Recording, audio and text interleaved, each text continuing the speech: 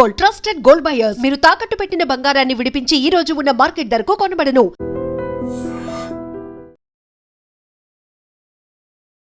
నమస్కారం, welcome to iDream media. నేను మీ సంగీత. ఇక మీదట బాలికలకు కూడా ఫ్లయింగ్ కిస్ కనుక ఇచ్చినట్లయితే అది లైంగిక వేధింపులుగానే కోర్టు పరిగణించడం అనేది జరుగుతుంది. రీసెంట్గా ముంబై స్పెషల్ కోర్టు ఒక కేసులో 3 ఏళ్ల పాటు జైలు శిక్ష, దాంతోపాటు 3,000 రూపాయల ఫైన్ విధిస్తూ ఒక వ్యక్తికి శిక్షను ఖరారు చేయడం జరిగింది. అసలు ఏం జరిగింది అనేది మనం ఒకసారి వివరాల్లోకి వెళ్ళి తెలుసుకున్నట్లయితే, ఆ పాపకు కరెక్ట్గా 7 ఇయర్స్ ఉన్నప్పుడు ఒక వ్యక్తి ఒక ఈవెంట్లో ఆ పాపను తన సైడ్కు లాక్కొని మరి ఆవిడకు కిస్ చేసి తర్వాత నెక్స్ట్ ఆవిడ దూరంగా ఉంటే ఫ్లయింగ్ కిస్ ఇవ్వడం కూడా జరిగింది.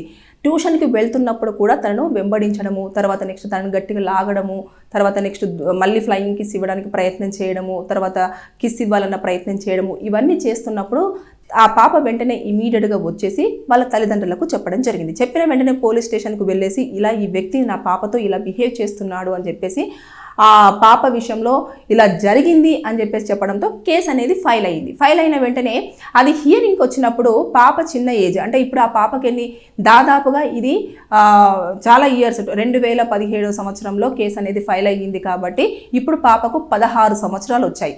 ఇప్పుడు కేసు కోర్టులో జడ్జిమెంట్కి రావడం జరిగింది. అదేంటంటేను 3 ఏళ్ల పాటు జైలు శిక్ష, 3,000 రూపాయల ఫైన్ విధించి కోర్టు శిక్షను ఖరారు చేసినప్పటికీ కూడా ఈ యొక్క గ్యాప్లో ఆ పాప ఎంత మానసికంగా ఇబ్బంది పడుంటుందో ఆలోచించండి. దాంతోపాటు పిల్లలు ఎప్పుడైనా సరే ఒంటరిగా ఉన్నప్పుడు కొంతమంది ఏదో చిన్నపిల్లలు కదా అని చెప్పేసి బుగ్గలు గిల్లడము, తర్వాత ఏదో చేయాలని చెప్పేసి హక్ చేసుకోవడము, ఇలా చేయడము, అలా చేయడం, నీకు ఐస్ క్రీమ్ కొనిస్తానని చెప్పేసి పక్కకు తీసుకెళ్లడము, ఇలాంటివన్నీ చోటు చేసుకొని కొన్ని అఘాయిత్యాలు కూడా చోటు చేసుకుంటున్న నేపథ్యంలో ఇవన్నిటిని కూడా కోర్టులో ఇప్పుడు హియరింగ్ టైంలో ప్రస్తావనకు రావడం జరిగింది. కానీ అక్కడ లక్ ఏంటంటే ఆ పాప పైన ఎలాంటి అఘాయిత్యం జరగలేదు, కానీ అతను గట్టిగా లాక్కోవడము, హక్ చేసుకోవడము, ఫ్లయింగ్ కిస్ ఇవ్వడము, ఇలాంటివన్నీ జరిగినాయి. కాబట్టి వెంటనే ఇమీడియట్గా పేరెంట్స్ రియాక్ట్ అవ్వడము, పోలీస్ స్టేషన్లో కంప్లైంట్ ఇవ్వడం, కేసు ఫైల్ అవ్వడము, అది రీసెంట్గా ఒక 4 రోజుల క్రితము మన జడ్జిమెంట్ రావడం అనేది జరిగిపోయింది. అయితే ఇది ముంబైలో జరిగింది కేసు.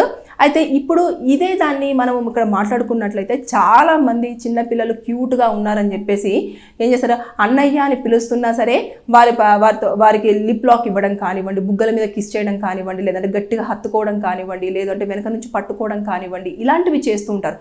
ఒకవేళ మీరు మీ మనసులో ఎలాంటి దురుద్దేశం లేకుండా అలా చేసినప్పటికీ కూడా ఎవరైనా దాన్ని చూసేసి పాపతో ఇలా మిస్బిహేవ్ చేస్తున్నారు అని కనుక కేసు ఫైల్ చేసినట్లయితే అనవసరంగా మీరు జైల్లో కూర్చోవలసిన పరిస్థితి చోటు చేసుకుంటుంది. జాగ్రత్తగా ఉండండి. పాపలు ఎవరైనా కనిపిస్తే క్యూట్గా ఉంది అంటే నీట్గా మాట్లాడండి తప్పించి లాక్కోవడము, పట్టుకోవడము, హక్ చేసుకోవడంలో, కిస్ చేయడము, ఫ్లయింగ్ కిస్ ఇవ్వడము, వారి బుగ్గలను గిల్లడము, ఇలాంటివన్నీ చేయకూడదు. ఎందుకంటే అది కూడా లైంగిక వేధింపులుగానే పరిగణించబడుతుందని కోర్టు చాలా స్పష్టంగా చెప్పడం జరిగింది. స్పెషల్ కోర్టు, అది కూడా ముంబైలో ఉన్న స్పెషల్ కోర్టు. స్పెషల్ కోర్ట్స్ ఎందుకు ఇన్వాల్వ్ అవుతాయంటే చిన్నపిల్లల విషయంలో. ఆ పాపకు అప్పుడు 7 ఇయర్స్ కాబట్టి 7 ఇయర్స్లో ఉన్న పిల్లల అంటే బిలో 18 ఇయర్స్ వరకు ఎవరైతే ఉంటారో వారందరికీ కూడా స్పెషల్ కోర్టు పరిగణలోకి తీసుకుంటుంది. ఆ కేసును తీసుకున్న తర్వాత వారి దగ్గర నుంచి కూడా ఇన్ఫర్మేషన్ పూర్తి స్థాయిలో తీసుకుంటుందంట. ఆ రోజు ఏం జరిగింది, ఆ వ్యక్తి ఏం చేశాడు, తర్వాత ఎలా బిహేవ్ చేశాడు, ఆ సమయంలో తను భయపడిన విధానం ఏంటి, ఆ విషయం చెప్తున్నప్పుడు తన కళ్ళల్లో భయం ఏంటి, తర్వాత బాడీలో షవరింగ్ ఏంటి, ఇవన్నీ కూడా అబ్జర్వ్ చేసిన తర్వాతనే ఆ పాప ఎంత మానసిక వ్యధకి గురయింది అనేది కూడా కోర్టు గుర్తించడం జరుగుతుంది. దాని నేపథ్యంలోనే ఈ కేసును ఎంతవరకు ప్రొలాంగ్ చేయాలి, లేదంటే ఈ మధ్య కాలంలో అయితే 3 to 6 monthsలోనే వారికి శిక్ష అనేది ఖరారు చేయడం జరుగుతుంది. కానీ ఇది అప్పటి నుంచి ఇప్పటి వరకు అంటే ఇక్కడ ఎలాంటి అఘాయిత్యాలు జరగలేదు. దాంతోపాటు ఈ ప్రూఫ్స్ అన్నీ కూడా సబ్మిట్ చేయడానికి టైం పడుతుంది. ఎందుకంటే గల్లీలో సింగిల్గా వెళ్తున్న పాపను హక్ చేసుకోవడం కానివ్వండి, లాగడం కానివ్వండి, ముద్దు పెట్టడం కానివ్వండి, ఫ్లయింగ్ కిస్ ఇవ్వడం కానివ్వండి, ఇలా ఒక ఐ బ్లింక్ చేయడం కానివ్వండి, పాప చూడంగానే అంటే కన్ను కొడుతుంటారు అని చెప్పేసి అంటారు కదా, అలాంటివి ఇవన్నీ కూడా ఇక మీదట నేరంగానే పరిగణించబడతాయి. కాబట్టి దయచేసి అబ్బాయిలు అలర్ట్గా ఉండండి. పిల్లల విషయంలో మరీ జాగ్రత్తలు పాటించకపోతే అనవసరంగా జైల్లో కూర్చోవలసిన పరిస్థితి వస్తుంది. మీ పైన ఒక క్రిమినల్ కేసు అనేది ఉంటుంది. అది ఎప్పటికీ కూడా మీరు లైఫ్ లాంగ్ క్యారీ చేయాల్సిన సిచ్యువేషన్ వస్తుంది అన్నట్టు. అంటే చుట్టుపక్కల వాళ్ళందరూ కూడా మిమ్మల్ని వేలెత్తి ఇలా బిహేవ్ చేశాడు, ఈ చిన్న పాప విషయంలో ఇలా చేశాడు, సో పెద్దవాళ్ళ మన పట్ల ఇంకెంత అమానుషంగా బిహేవ్ చేస్తాడో అని చెప్పేసి అన్నది మైండ్లో సెట్ అయిపోతుంది. అంటే సొసైటీ ఎప్పుడు కూడా మంచి కంటే కూడా చెడుని ఎక్కువగా అట్రాక్ట్ చేసుకుంటుంది. తర్వాత దాని మీద ఎక్కువగా కన్వర్జేషన్స్ అనేవి కూడా ట్రావెల్ అవుతూ ఉంటాయి. కాబట్టి దయచేసి ఇక మీదట పిల్లల విషయంలో జాగ్రత్తలు పాటించండి, లేకపోతే మీకు ఇబ్బంది జరిగే అవకాశం ఉంటుంది. ఇకపోతే టీచర్స్ కూడా కొంతమంది ఎలా ఉంటారంటే ఇక్కడ పిల్లలు ట్యూషన్కి వెళ్ళినప్పుడు వాళ్ళు ఏం చేస్తారు, అమ్మాయిలు అబ్బాయిలు ఉంటారు, తర్వాత మేల్ టీచర్ అయినా ఉండొచ్చు, ఫీమేల్ టీచర్ అయినా ఉండొచ్చు. మేల్ టీచర్ ఏం చేస్తారు పిల్లల్ని, ఆడపిల్లల విషయంలో కొంతమంది విషయంలో చాలా స్పెషల్ ఇంట్రెస్ట్ చూపిస్తుంటారు.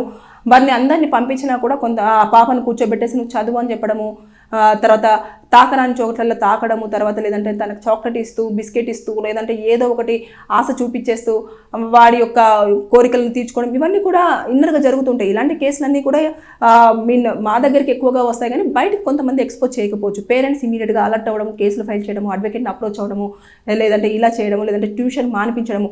కాబట్టి పిల్లలు ఎప్పుడైనా సరే ఏదైనా విషయం చెప్తున్నప్పుడు, ఎవరైనా ఇలా బిహేవ్ చేస్తున్నప్పుడు మీరు క్లుప్తంగా అడిగే ప్రయత్నం చేయండి. వారు వీరి పట్ల ఎలాంటి బిహేవియర్తో ఉన్నారు అనేది వారు చెప్తున్నప్పుడు మీరు కావాలంటే కొన్ని క్వశ్చన్స్ అడగండి. ఇలా జరిగిందా, ఇలా ఏమైనా చేశాడా, ఇలా జరుగుతుందా అని చెప్పేసి అంటే అప్పుడు ఓకే, తను కరెక్ట్ వేలో అమ్మాయితో బిహేవ్ చేయట్లేదు కాబట్టి మనం కేసు ఫైల్ చేయాల్సిందే, లేదా ఇంకేమైనా చేయాలా అనేది మీరు డిస్కషన్ చేసుకున్న తర్వాత చర్యలు తీసుకుంటే ఇలాంటివి కొన్ని ప్లేసులలో అరికట్టడానికి ఛాన్సెస్ అయితే ఉంటాయి. ఎందుకంటే ఇప్పుడు వాళ్ళు ఇమీడియట్గా అలర్ట్ అయ్యారు కాబట్టి పాప సేఫ్. దాంతోపాటు ఆ వ్యక్తి ఎవరైతే ఉన్నారో ఆ వ్యక్తి చేయాల్సిన అఘాయిత్యాలు ఏవైనా ఉన్నా అది తొందరగా అరికట్టినట్టుగానే అయ్యింది. ఎందుకనంటే ఒకవేళ చెప్పలేము, ఆ పాప కొంచెము 7 years పాప కాబట్టి ఏదో చాక్లెటో లేకపోతే ఐస్ క్రీమో లేకపోతే ఇంకేదో చిన్న చిన్న బొమ్మలో అవి చూపించిన తర్వాత ఫ్రెండ్స్ అందరు గ్యాదర్ అవుతారు. గ్యాదర్ అయిపోయిన తర్వాత వాళ్ళు ఏం చేస్తారంటే ఈ పాపను ఎక్కడికో తీసుకెళ్ళిపోయి ఆ అమ్మాయి మీద అఘాయిత్యాలు చేయడము, చంపేయడము, ఇలాంటివన్నీ చోటు చేసుకుంటున్నాయి. కాబట్టి ఈ సందర్భంలో ఇక్కడ మాత్రం ఇలాంటిది జరగలేదు. కాబట్టి కోర్టు కూడా చాలా తొందరగానే, అంటే 2017లో కాబట్టి 2017 నుంచి ఇప్పటి వరకే అంటే అక్కడ మనకు ఎవిడెన్సెస్ అనేది చాలా ఇంపార్టెంట్. ఎవిడెన్సెస్ అనేవి కూడా కోర్టులో సబ్మిట్ చేయడానికి టైం పట్టింది. అక్కడ చూసిన వాళ్ళు కూడా చెప్పడానికి ముందుకు రావడానికి కూడా టైం పట్టింది. కాబట్టి ఈ గ్యాప్లో మొత్తం అన్ని కలెక్ట్ చేసుకున్న తర్వాత ఆ స్పెషల్ కోర్టు రీసెంట్గా 3 years జైలు శిక్ష, 3,000 రూపాయల జరిమానా విధించేసి నిందితుడిని జైలుకు పంపించడం జరిగింది. ఏదేమైనా సరే కానీ పిల్లల విషయంలో, బాలికల విషయంలో, అంటే గర్ల్స్, వెరీ టీనేజ్ పిల్లలు ఉంటారు చూడండి, 18 years బిలో వారి విషయంలో అబ్బాయిలు ఎవరైనా సరే మీ ప్రవర్తన విధానం సరిగ్గా లేకపోతే అనవసరంగా కేసులలో ఇరుక్కోవాల్సిన పరిస్థితి చోటు చేసుకుంటుంది. జాగ్రత్తగా ఉండండి. పేరెంట్స్ మీరు కూడా ఆడపిల్లల విషయంలో మాత్రం తగిన జాగ్రత్త తీసుకోవాలి. వారిని ఎప్పటికప్పుడు కనిపెడుతూనే ఉండాలి. వారు ఏ విషయం చెప్పినా సరే క్లుప్తంగా వినే ప్రయత్నం చేయండి. మీకు ఏమైనా డౌట్స్ ఉంటే కూడా వారిని అడిగి ఇలా జరిగిందని తెలుసుకొని అక్కడ ఏమైనా తప్పు జరుగుతుంటే దాన్ని ఇమీడియట్గా స్పందించే ప్రయత్నం అయితే చేయాలని నేను ఈ వీడియో చెప్తున్నాను. Thank you.